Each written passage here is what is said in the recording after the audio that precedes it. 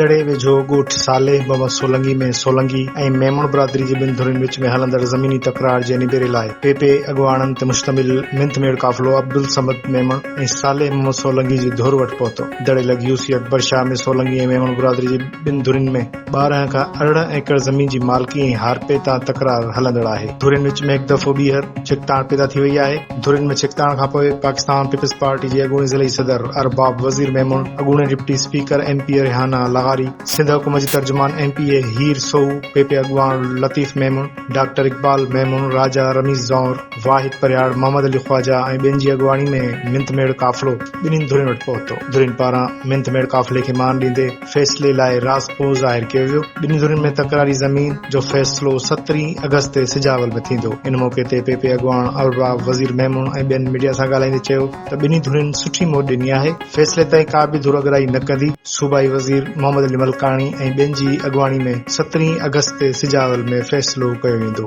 असां हिकु भेरो ॿीहर ॿुधाईंदा आहियूं त दड़े लॻ सोलंगी ऐं मेमण बिरादरी विच में तकरार जे निबेरे लाइ पाकिस्तान पीपल्स पार्टी जो काफ़िलो धुरियुनि वटि पहुतो आहे ऐं धुरियुनि फ़ैसिले लाइ राज़पोइ ज़ाहिर कयो आहे।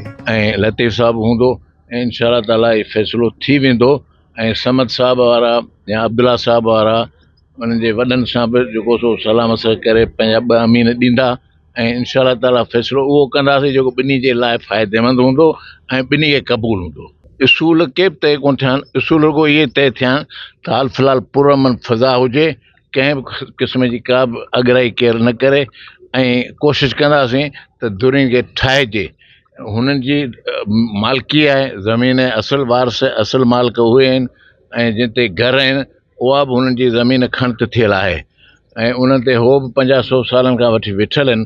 तंहिंजे करे असीं विच जो को अहिड़ो सॉल्यूशन ॻोल्हींदासीं जंहिंसां ॿिन्ही धुरियुनि खे क़ाबिल क़बूल हुजे ऐं ठही वञनि इंशाअल्लाह ताला।